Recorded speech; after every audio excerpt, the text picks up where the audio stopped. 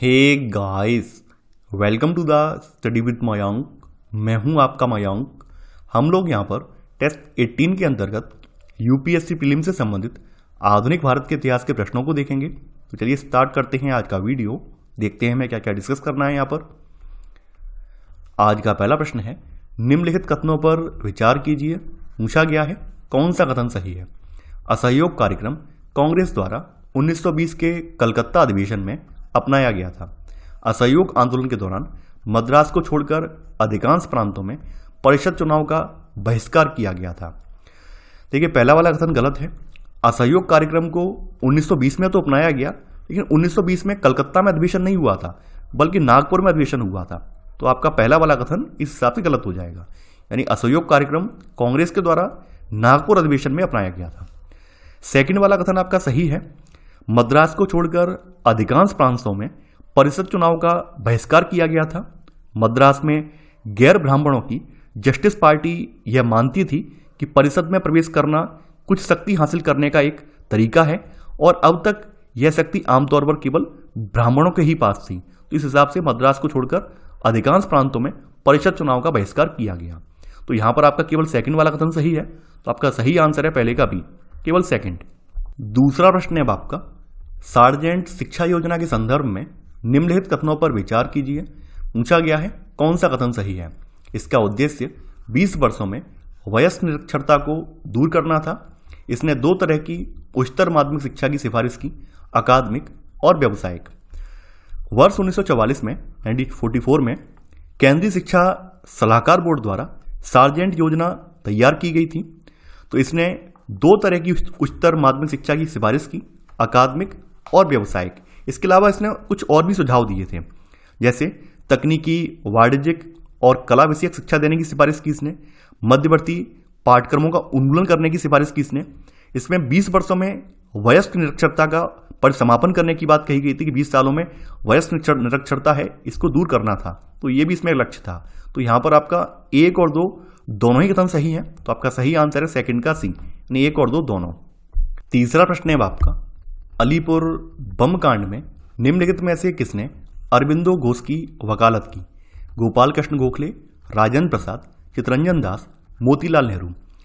अलीपुर बम कांड को बंगाल के क्रांतिकारी संघर्ष में एक महत्वपूर्ण घटना माना जाता है, और ब्रिटिश सरकार ने उस समय के प्रमुख राष्ट्रवादी नेता श्री अरबिंदो बारिंद्र घोष और कई युवा क्रांतिकारियों को गिरफ्तार किया।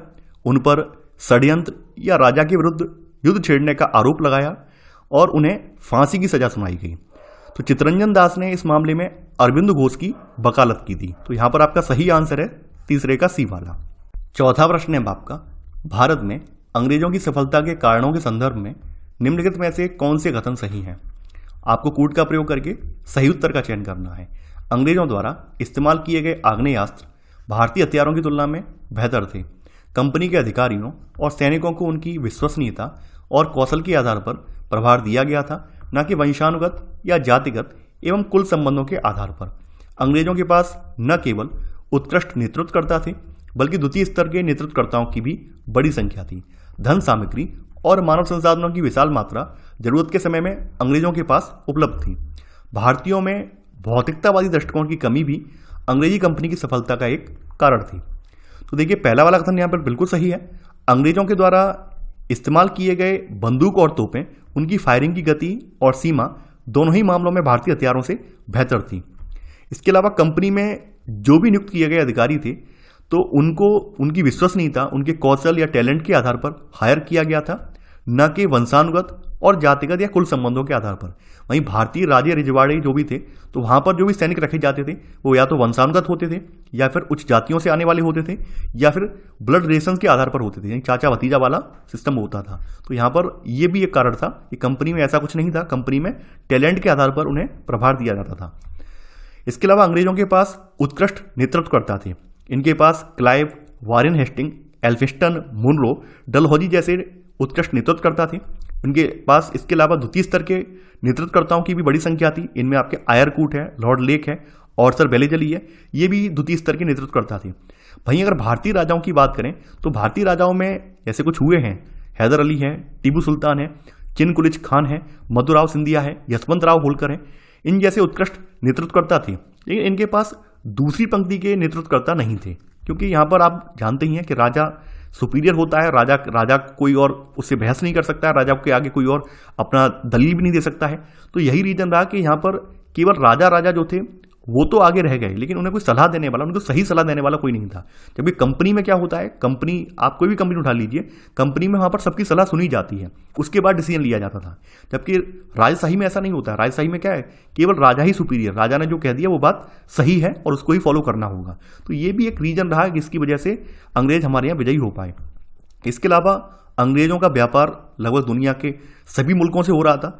उनके पास उनका व्यापार का अनुभव था ही था कि हमें कैसे व्यापार करना है और कैसे हमें स्थानीय लोगों को जोड़कर उनसे काम लेना है। तो उनके पास पैसा भी था, मानव संसाधनों की भी विशाल मात्रा थी, तो ये भी उनकी जीत का एक सबसे बड़ा कारण बनी। तो यहाँ पर आपका चौथा वाला कथन भी सही है। सबसे पांचवा वाला जो कारण है ये सबसे इंपॉर्टेंट है। अंग्रेज आर्थिक उन्नति कर रहे ब्रिटिश लोग भौतिक प्रगति में विश्वास करते थे और अपने राष्ट्रीय गौरव पर ये गर्व करते थे। दूसरी ओर कमजोर और आपस में विभाजित भारतीय लोग किसी एकीकृत राजनीतिक राष्ट्रवाद की भावना से रहित थे। भारतीयों में भौतिकतावादी दृष्टिकोण की कमी भी अंग्रेजी कंपनी की सफलता का एक कारण बनी। तो यहां पर आपका पांचवा वाला कारण भी है। तो यहां पर आपका ये सभी कथन सही हैं, तो आपका सही आंसर है चौथे का डी, 1, 2, 3, 4 और 5।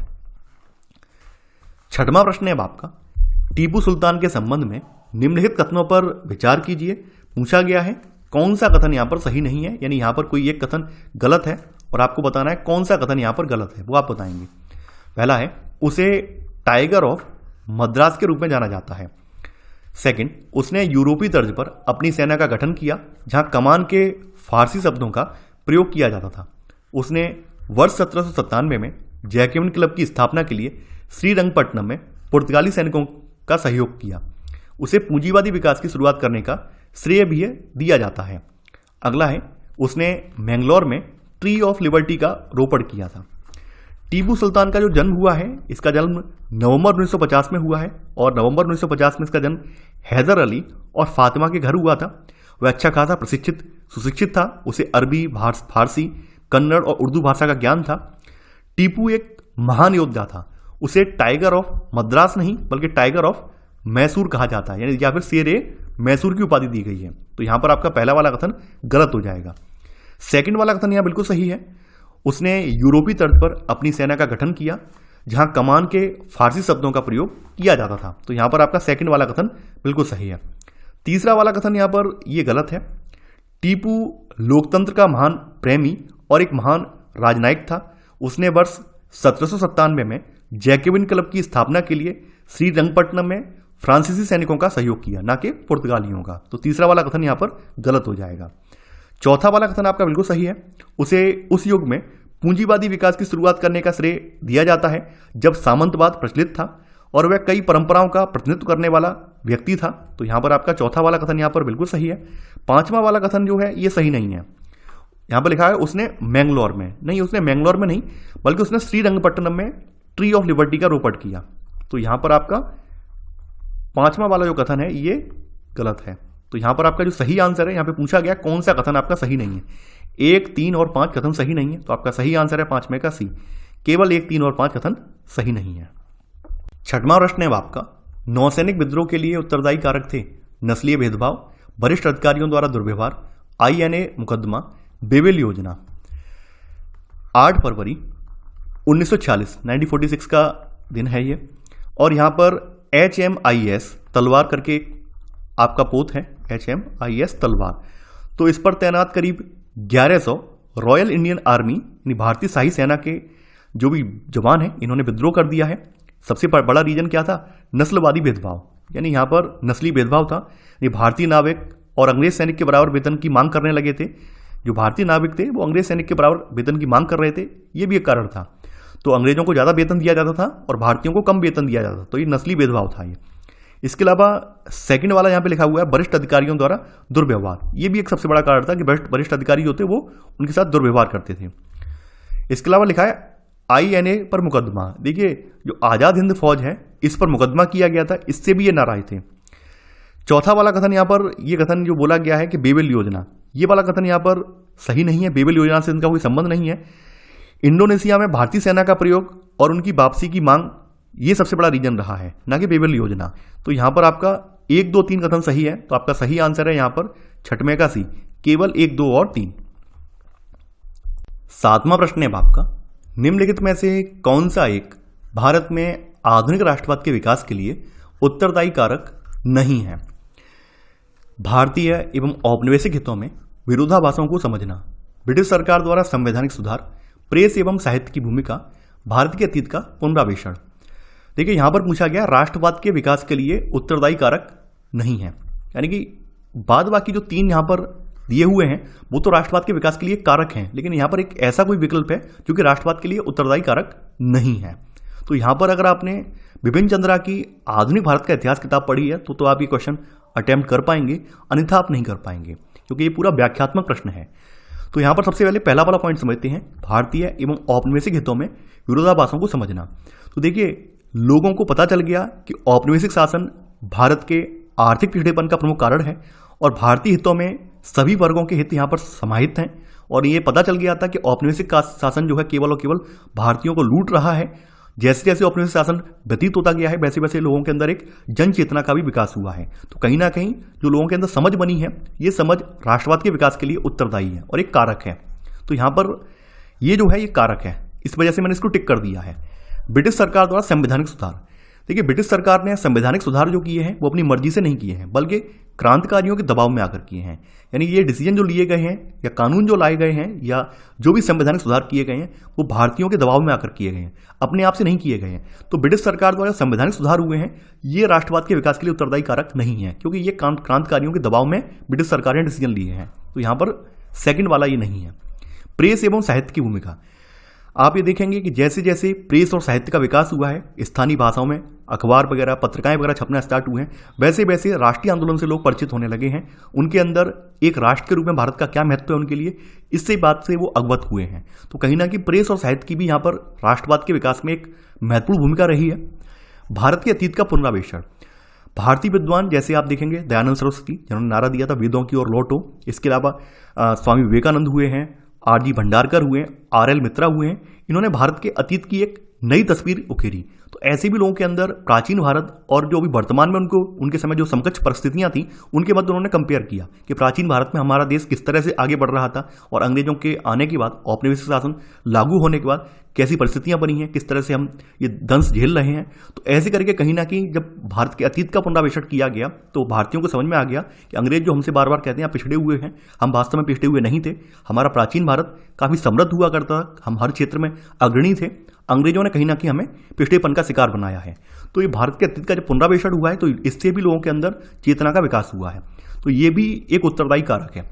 अब जहां पर पूछा गया है कि राष्ट्रवाद के विकास के लिए उत्तरदायी कारक नहीं है, तो राष्ट्रवाद के विकास के लिए ब्रिटिश सरकार द्वारा संवैधानिक सुधार ये एक उत्तरदायी कारक नहीं है, क्योंकि ब्रिटिश सरकार ने स्वतः नहीं किया है बल्कि क्रांतिकारियों के दबाव में किया है। तो यहां पर आपका सही आंसर होगा 7वें का बी वाला। 8वां प्रश्न है आपका, निम्नलिखित पर विचार कीजिए, उपर्युक्त संघों सभाओं में से किसकी स्थापना भारतीय राष्ट्रीय कांग्रेस से पहले की गई थी? ईस्ट इंडिया एसोसिएशन, भारतीय राष्ट्रीय उदारवादी संघ, भारतीय राष्ट्रीय संघ, पूना सार्वजनिक सभा। सबसे पहले हम यहाँ पर बारी बारी से इन सब का स्थापना कब हुई है वो तिथि देख लेते हैं। तो ईस्ट इंडिया एसोसिएशन की स्थापना 1866 में दादा भाई नौरोजी ने लंदन में की थी। भारतीय राष्ट्रीय उदारवादी संघ की स्थापना 1919 में हुई है और स्थापना होने का रीजन ये था, जब मॉन्टेग्यू रिपोर्ट 1918 में ये सार्वजनिक की गई थी तब कांग्रेस में इसको लेकर मतभेद हुआ था।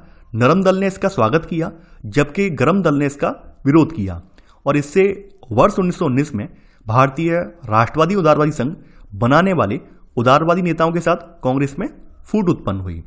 तो ये 1919 में हुई है। इसके अलावा भारतीय राष्ट्रीय संघ, अब देखिए भारतीय राष्ट्रीय संघ इसका नाम इंडियन एसोसिएशन ऑफ कैलकाटा है और इसे इंडियन नेशनल एसोसिएशन के रूप में भी जाना जाता था। ये इंडियन लीग का इसने स्थान लिया था और इसकी स्थापना वर्ष 1876 में यानी 1876 में 1876 में बंगाल के युवा राष्ट्रवादियों द्वारा सुरेंद्रनाथ बनर्जी एवं आनंद मोहन बोस के नेतृत्व में इसकी स्थापना की गई थी। पूना सार्वजनिक सभा, पूना सार्वजनिक सभा की स्थापना जो थी 1867 में यानी 1867 में महादेव गोविंद रानाडे और अन्य ने की थी। तो यहाँ पर आपका सही आंसर है, क्योंकि यहाँ पे पूछा गया है कि कौन से जो संघ हैं या सभाएं हैं उनकी स्थापना राष्ट्रीय कांग्रेस की स्थापना से पहले की गई। तो राष्ट्रीय कांग्रेस की स्थापना 1885 में हुई है। तो उससे पहले कौन कौन से हुए हैं? ईस्ट इंडिया एसोसिएशन की हुई है, भारतीय राष्ट्रीय संघ की हुई है और पूना सार्वजनिक सभा की हुई है। तो यहाँ पर आपका सही आंसर है आपका 8 का सी, यानी केवल 1, 3 और 4। 9वां प्रश्न है आपका, निम्नलिखित कथनों पर विचार कीजिए। पूछा गया है कौन सा कथन सही है? अखिल भारतीय किसान सभा की स्थापना के समय लॉर्ड विलिंगडन भारत के वायसराय थे। स्वामी सहजानंद अखिल भारतीय किसान सभा के प्रथम अध्यक्ष थे। अखिल भारतीय किसान कांग्रेस की स्थापना अप्रैल 1936 में लखनऊ में हुई थी। अखिल भारतीय किसान महासभा की स्थापना के समय लॉर्ड विलिंगडन भारत के वायसराय थे। लॉर्ड विलिंगडन का जो कार्यकाल है वो 1931 से लेकर 36 के बीच में है। तो यहां पर आपका पहला वाला कथन यहां पर बिल्कुल सही है। सेकंड वाला कथन बिल्कुल सही है। स्वामी सहजानंद जो कि बिहार प्रांतीय किसान सभा के संस्थापक थे, इनको इस सभा का अध्यक्ष चुना गया। तो यहां पर आपका 1 और 2 दोनों ही कथन सही है। तो आपका सही आंसर है 9वें का सी, 1 और 2 दोनों। 10वां प्रश्न है आपका, उन्होंने वर्ष 1826 से 31 तक हिंदू कॉलेज में पढ़ाया। उन्होंने फ्रांसीसी क्रांति से प्रेरणा ली एवं अपने विद्यार्थियों को स्वतंत्र तथा तर्कसंगत रूप से सोचने के लिए प्रेरित किया। संभवतः वे आधुनिक भारत के पहले राष्ट्रवादी कवि थे। उपरोक्त गद्यांश में उल्लेखित व्यक्ति हैं Henry Vivian Derozio, Rabindranath Tagore, Keshav Chandra Sen, Bal Gangadhar तिलक। 1820 के दशक के अंत में और 1830 के दशक की शुरुआत में बंगाल के युवाओं के मध्य एक चरम बौद्धिक प्रवृत्ति की उत्पत्ति हुई, जिसे यंग बंगाल मूवमेंट के नाम से जाना जाता है। एक युवा एंग्लो इंडियन जिनका नाम था हेनरी विवियन डेरोजियो, इन्होंने वर्ष 1826 से 31 तक हिंदू कॉलेज में पढ़ाया था और इस प्रगतिशील प्रवृत्ति के नेता और ये प्रेरणादायक थे, यानी कि यंग बंगाल मूवमेंट की प्रेरणा यही थे। तो यहां पर आपका सही आंसर है 10वें का ए वाला। 11वां प्रश्न है आपका, अगस्त प्रस्ताव में निम्नलिखित में से क्या प्रस्तावित था? भारत के लिए डोमिनियन का दर्जा, भारत के लिए संवैधानिक सभा, प्रांतों के स्वतंत्र होने का अधिकार, हिंदुओं और मुसलमानों के लिए समान प्रतिनिधित्व। अगस्त प्रस्ताव 1940 में लाया गया था और इसके प्रावधानों में भारत को डोमिनियन का दर्जा देने की बात कही गई थी। इसके अलावा सेकेंड वर्ल्ड वॉर की समाप्ति के बाद एक संविधान सभा का गठन करने की बात कही गई थी, जो कि भारत के संविधान के लिए उत्तरदायी थी। तो यहां पर यह बात भी इसमें बोली गई थी।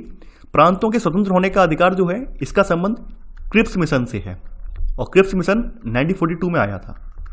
तो यहां पर तीसरा वाला इसमें नहीं है।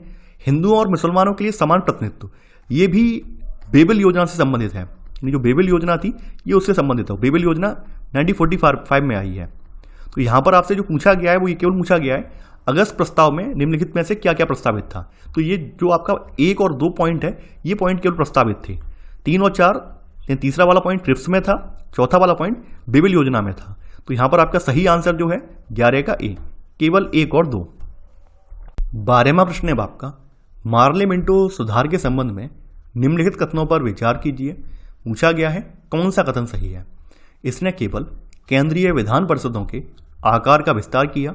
इसने प्रांतीय विधान परिषदों को गैर आधिकारिक बहुमत की अनुमति दी। भारत शासन अधिनियम 1909, जिसको मार्ले मिंटो सुधार के नाम से भी जाना जाता है, तो इसने केंद्रीय और प्रांतीय विधान परिषदों के आकार में काफी वृद्धि की। केंद्रीय परिषद में इसकी संख्या जो थी 16 से 60 हो गई और प्रांतीय विधान परिषदों में इनकी संख्या जो थी वो एक समान नहीं थी। तो यहां पर लिखा हुआ है कि इसने केवल केंद्रीय विधान परिषदों के आकार का विस्तार किया, तो ये गलत हो जाएगा।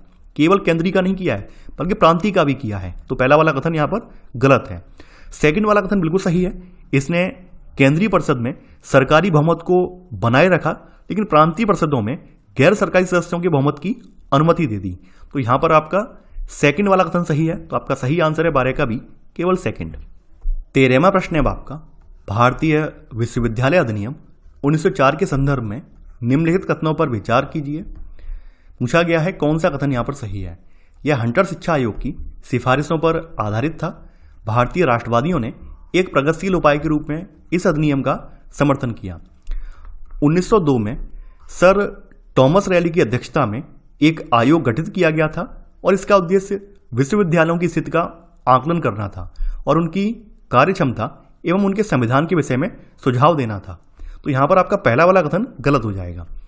ये जो भारतीय विश्वविद्यालय अधिनियम 1904 लाया गया, ये हंटर शिक्षा आयोग की सिफारिश पर नहीं लाया गया, बल्कि 1902 में सर टॉमस रैले की अध्यक्षता में जो आयोग गठित किया गया था उसकी सिफारिश पर यह लाया गया था। तो पहला वाला कथन गलत हो जाएगा। यहाँ पर आपका सेकंड वाला कथन भी सही नहीं है। यहाँ पे लिखा है भारतीय राष्ट्रवादियों ने एक प्रगतिशील उपाय के रूप में इस अधिनियम का समर्थन किया। तो देखिए सेकंड वाला अधिनियम गलत क्यों है? राष्ट्रवादियों ने इस अधिनियम की तीव्र आलोचना की और इसे साम्राज्यवाद को मजबूत करने के एक प्रयास के रूप में देखा। गोखले ने इसे राष्ट्रीय शिक्षा को पीछे की ओर ले जाने वाला अधिनियम कहा था। तो यहाँ पर आपका 1 और 2 दोनों ही कथन गलत हैं। तो आपका आंसर है आपका 13 का डी। ना तो एक सही है और ना ही दूसरा। 14वां प्रश्न है आपका, नेहरू रिपोर्ट के संबंध में निम्नलिखित कथनों पर विचार कीजिए। पूछा गया है कौन सा कथन सही है। नेहरू रिपोर्ट ने भारत के लिए पूर्ण स्वतंत्रता की मांग रखी। इसने भाषाई प्रांतों और मौलिक अधिकारों की सिफारिश की। इसने संपूर्ण भारत के लिए सिफारिशें प्रस्तुत की। 1928 में भारत के तत्कालीन सचिव लॉर्ड बिरकनहेड ने भारतीयों को ऐसे संविधान के निर्माण की चुनौती दी जो सभी गुटों और दलों को मान्य हो। तो मोतीलाल नेहरू को इस उप समिति का अध्यक्ष चुना गया। तो यहाँ पर जो नेहरू रिपोर्ट में लिखा गया था, यानी मोतीलाल नेहरू ने जो रिपोर्ट सबमिट की उसमें जो बातें या प्रावधान लिखे गए थे, तो उसमें आपका पहला वाला प्रावधान नहीं था। यानी भारत को पूर्ण औपनिवेशिक स्वराज्य का दर्जा मिले ऐसी बात इसमें कही गई थी और उसका स्थान ब्रिटिश शासन के अधीन अन्य उपनिवेशों के समान ही हो। यानी यहाँ पर पूर्ण स्वतंत्रता की मांग नहीं हुई है, बल्कि एक डोमिनियन स्टेट की मांग की गई है, जिसका अन्य राष्ट्रवादियों ने विरोध भी किया था। सेकंड वाला कथन बिल्कुल सही है। यहाँ पर 19 मौलिक अधिकारों की मांग, जिसमें महिलाओं को समान अधिकार, संघ बनाने की स्वतंत्रता और वयस्क मताधिकार जैसी मांगें भी इसमें शामिल थी। तो यहाँ पर सेकंड वाला जो मांग है ये इस रिपोर्ट में शामिल थी। तीसरा वाला जो कथन है ये कथन सही नहीं है।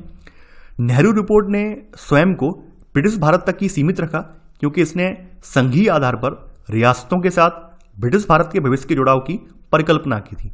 तो यहाँ पर संपूर्ण भारत के लिए सिफारिश प्रस्तुत नहीं की गई थी, बल्कि जो ब्रिटिश भारत में रियासतें थी उन पर उनके जुड़ाव की ही यहाँ पर कल्पना की गई थी। तो यहाँ पर आपका सेकंड वाला कथन केवल सही है। तो यहाँ पर आपका सही आंसर है 14 का बी, केवल सेकंड। 15वां प्रश्न है आपका, भारतीय परिषद अधिनियम 1892 के संदर्भ में निम्नलिखित कथनों पर विचार कीजिए। पूछा गया है कौन सा कथन सही है। इस अधिनियम में पहली बार प्रतिनिधित्व के सिद्धांत को प्रस्तुत किया गया था। बजट के 3/4 भाग का परीक्षण मतदान प्रक्रिया द्वारा किया जा सकता था। इस अधिनियम में निर्वाचन शब्द का प्रयोग नहीं किया गया था। देखिए पहला वाला कथन यह बिल्कुल सही है। इस अधिनियम में पहली बार प्रतिनिधित्व के सिद्धांत को प्रस्तुत किया गया था। इसमें बजट पर संशोधन और मतदान नहीं किया जा सकता था। तो यहां पर आपका सेकंड वाला कथन गलत हो जाएगा। तीसरा वाला कथन यह बिल्कुल सही है। इस अधिनियम ने केंद्रीय और प्रांतीय विधान परिषदों दोनों में गैर सरकारी सदस्यों की नियुक्ति के लिए एक सीमित और परोक्ष रूप से चुनाव का प्रावधान किया। हालांकि चुनाव शब्द अधिनियम में प्रयोग नहीं हुआ था। तो यहां पर आपका केवल 1 और 3 कथन सही है। तो आपका सही आंसर है 15 का सी, केवल 1 और 3। तो ये था हमारा आज का वीडियो। आई होप आपको आज का वीडियो पसंद आया होगा। आप लोग इस वीडियो को लाइक और शेयर करना बिल्कुल ना भूलें। तो चलिए आज के लिए इतना ही। Thanks for watching. जय हिंद।